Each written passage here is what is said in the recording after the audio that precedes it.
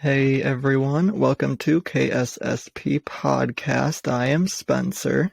And I'm Kate. Today we are going to be talking about grief. So grief, it's not just coping with people passing away. There's many forms and causes of grief. Grief is just dealing with the loss of something significant in your life, whether it be death, the end of a romantic relationship, or not romantic, letting go of an addiction, being diagnosed with an illness, disease, or disorder, because that would be loss of your health. There's many more forms of grief as well. Those are just a few examples. The 5 stages of grief. We've probably all heard this phrase before, 5 stages of grief.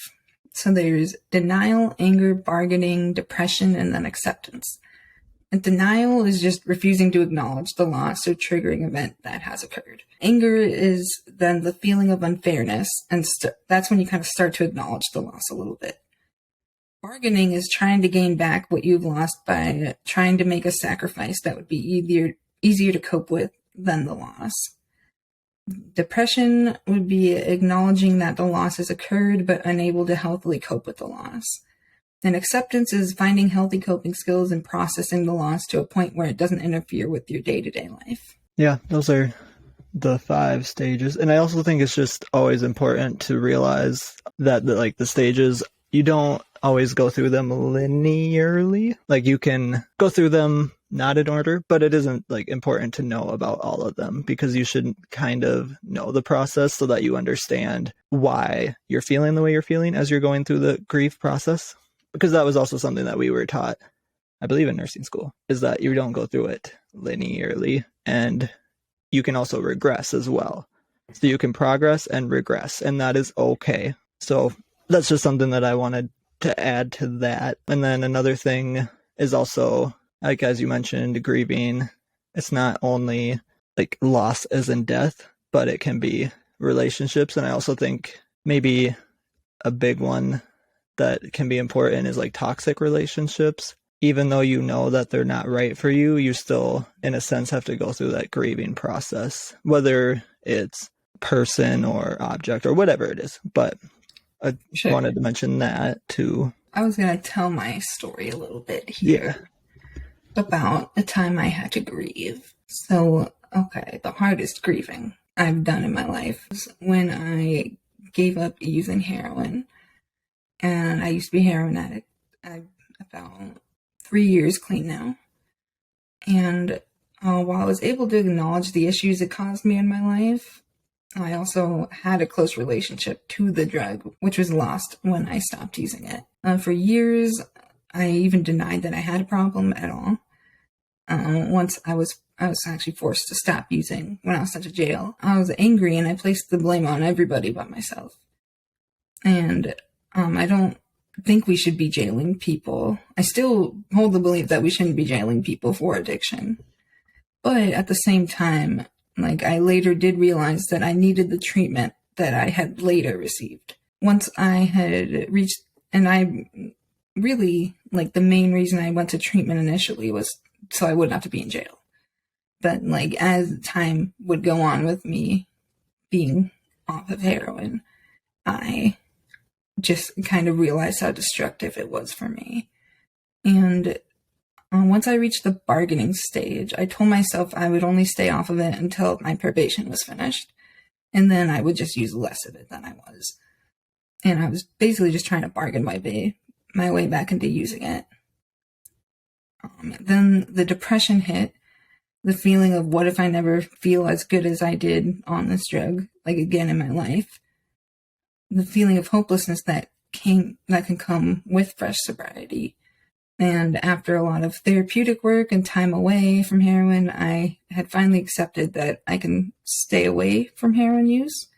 I never prescribed to the idea that I promised to stay off of heroin for the rest of my life. I just think that's too big of a promise to even make. But at this point in my life, I don't need to use it anymore. At this point, I don't see a reason that I need to use it. So I just don't. I mean, I hardly ever have cravings at this point. I feel like I can function in my everyday life without mourning the loss of a drug that helped me cope with some really hard times. So that was just me going through all of the stages of grief in that scenario. Yeah. I think it's important to realize too that, like we mentioned earlier, grief isn't just to death, but it's also not just to humans either, I guess I would say. It can happen like with substances or really anything, I would say. Yeah, just any significant loss in your life. Yeah. And then I had a thing here, and this is also more of a personal, I wouldn't say story. It's not, what I have here isn't a story. To me, it's kind of like personal advice, so I don't want, if this doesn't, I guess, resonate with you, then that's okay. And I don't want someone to try to fit this explanation into their life if it doesn't fit their life, if that makes sense. Yeah. So this is just kind of, I don't know, I would almost call it a journal entry about kind of what grief means to me, in a sense. So again, if something resonates and makes sense, then that's great, but don't try to force this into your life. But here we go. Sometimes I also think grief, or maybe grieving, never goes away. It just changes to where it doesn't, in a sense, control your life anymore. When I think of pets we've had to put down, friends I've lost, past relationships, I still, in a sense, grieve that loss. Sometimes it can even feel as intensely as it had when it first happened. In that moment, I allow myself to feel it. I think it's okay to still feel the grief as long as you don't let it control you. And even for me, during that grief experience, I don't want to go back. To me, that's an important aspect of that experience. Sure, sometimes I think it'd be nice to go back to the past, back to a time where things may have felt easier. But for me, even in those moments, I still want to live in the present. I still look forward to the future and what life has to offer. For me, that doesn't mean that I miss that person or animal any less than I did before. I just think that sometimes the past is the past for a reason. I also think that for me, I wish everyone from my past the best. Even if we didn't end on the best of terms, I still wish them the best. And for loved ones or pets that aren't with us in this, I guess, 3D reality anymore, I think they'd still want the best for me. I don't think they'd want me to stop living my life anymore just because they are gone. And that doesn't necessarily make it easier. It can still be hard at times when thinking of the past, thinking of what might have been. But I also know that I deserve to be happy. I deserve to have joy in my life. We all do. And I think that deep down we want everyone to succeed. Just because we may not have worked out as friends or partners doesn't necessarily mean we think less of each other.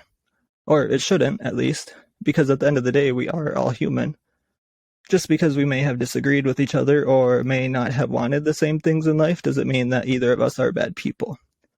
I think we, in a sense, with previous friendships, our partners both served a purpose in each other's lives, whatever that purpose was. I would say is up to each of us to determine, and maybe it wasn't some deep purpose. Maybe it was just to be friends, and that's fine. But I think as we grow and get older, it is natural to lose touch with friends. It doesn't make it easy by any means, but I don't think that it means we love each other any less. Just that we are at different points in our lives and maybe on different journeys in our lives, if you will.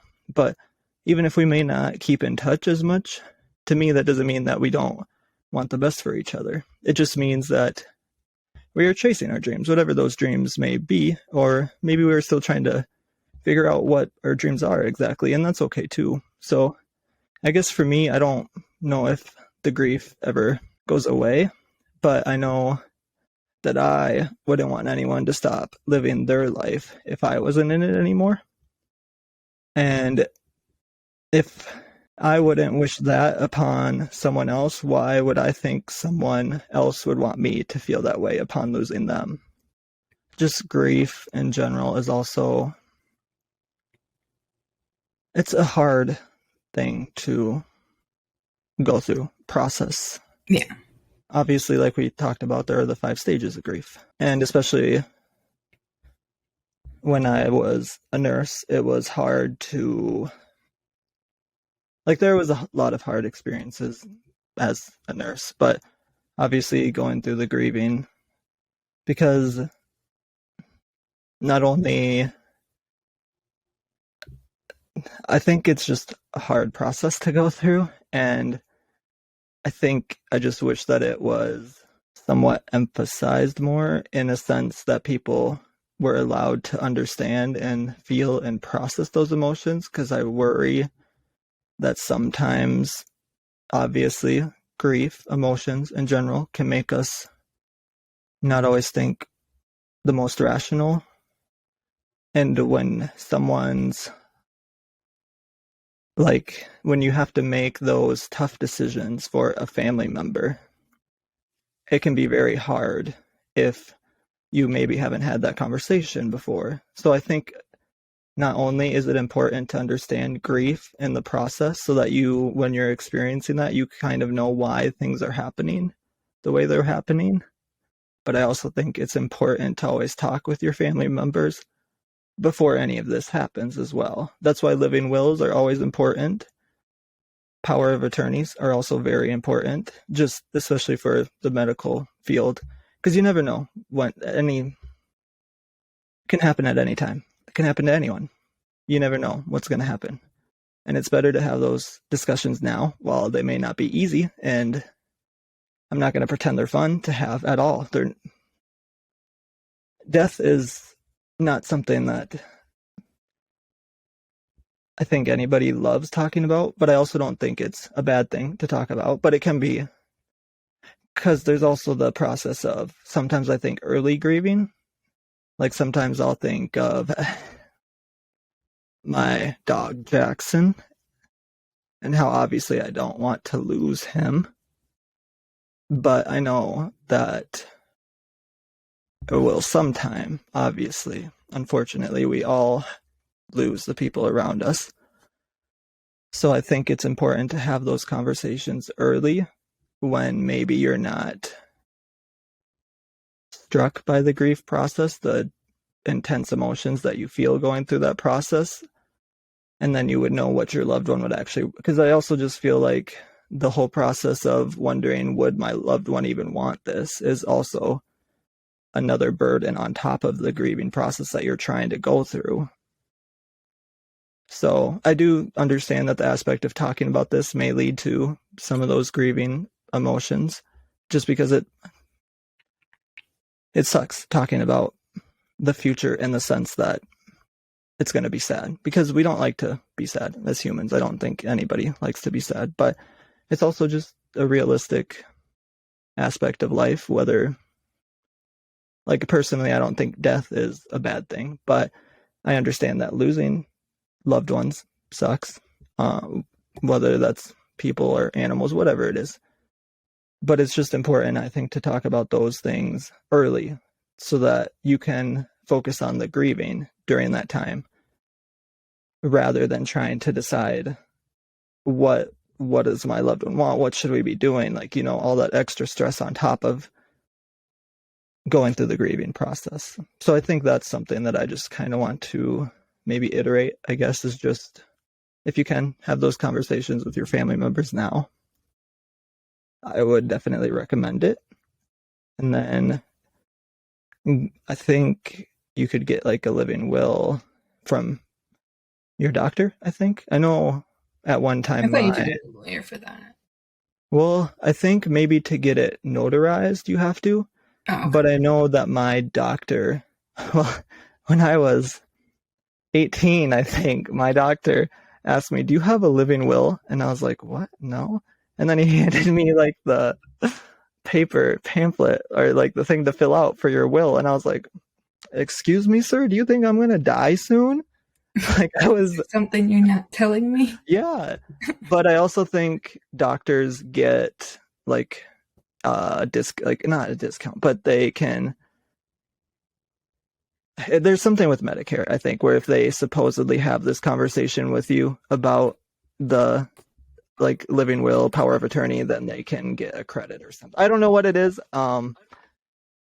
But if they mention it, then they can like count that as a conversation, which it's fine. Like, I'm not saying my doctor was being sleazy in that aspect or anything. I'm just saying I think they get like a credit or something. And but I also think it's important for doctors to have that conversation with their patients and just encourage them to, because obviously I'm not going to sit there and have a conversation with my doctor necessarily about my living will. That should be kind of what you talk about with your family, I think, so that because they're going to be the ones who may potentially have to make those decisions, not your doctor. I mean, it's not bad to have that conversation with your doctor, but it should definitely be had with your family more so, in my opinion. And in nursing school, we actually went through like a course kind of how to have those conversations with people, like living will, power of attorney, or maybe not the power of attorney. I don't know about that, but the living will. We went through a course kind of how to set that up and help your family members set that up. I think I still have we got a USB with the information on it, but either way, at that time I was still like surprised, like, what are you talking about, sir? But now I understand the importance. Everybody should, at any age, you should always be able to have that conversation with your family, friends, even if maybe, because I know sometimes friends can be the power of attorney too. So whoever, especially definitely with whoever your power of attorney is going to be, you need to have that conversation with them because they need to, again, know the plan so that they're not trying to go through the grieving process while also having that stress on top. But I think it's just also good to have that conversation with your family. And I don't mean it in that you should, because I think sometimes when we think of the early grieving, like grieving before the loss, whenever I think of losing Jackson, I don't go through all 5 stages. It's more of just like the sadness, obviously, that I know I'm going to feel, but I don't know. I don't know about that aspect of it, I guess. I think I'm just sometimes an emotional person, so obviously I love Jackson with my whole heart, so I don't want him to die ever, but I understand that that's just the reality of the life and experience that we live on in the 3D, the third dimension. That's just the reality. So, but I mean, and obviously I don't have to talk about like a living will with Jackson, but so I don't know necessarily, I guess, on that. I think that maybe that's just, and I don't know, maybe other people feel that way too when they think about their pets or loved ones too, but obviously I don't let that control my life either. We should never let the grief control. I think that's also a big aspect for me, especially when like we lost my uncle, was just, and I think sometimes, I'm not going to speak for my family in general. I don't know their thoughts on the matter, but I just think that it was a very hard time for our family. And it still is, I would say, sometimes. But for me, I just know that I don't think he'd want us to stay like stuck in the past, you know? I think he'd want us to live our lives and be happy and move forward.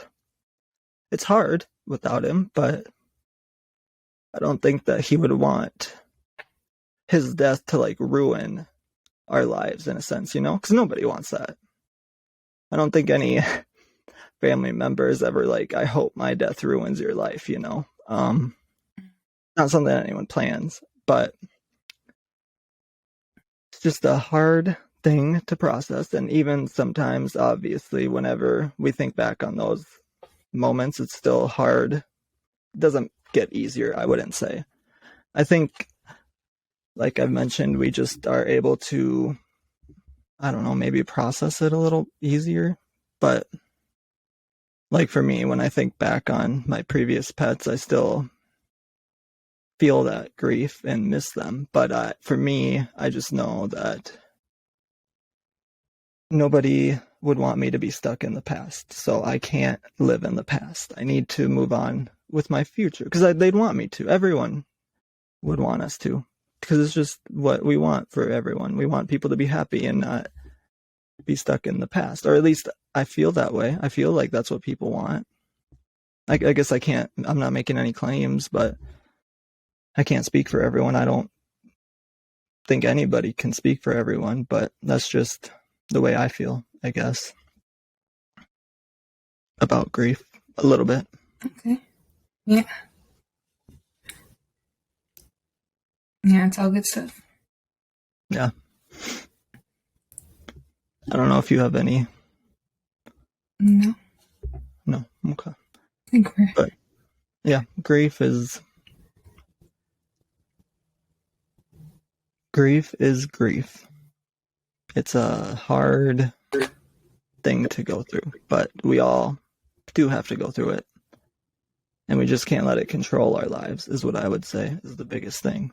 But yeah, so I guess you can let us know maybe in the comments about grief if you want, or just let us know in the comments if there's anything in future episodes that you would want us to talk about as well. Yeah, and you can also reach us on Facebook, Instagram, Twitter, TikTok, and we're now doing occasional Twitch streams as well. Yes, so you should join us there. We don't ever plan per se. Like those we kind of just let be. Yes, yeah. So we can talk about any topic on the Twitch. So yeah, so if you come with a topic idea, we will discuss it because I love learning about new. I think we both love.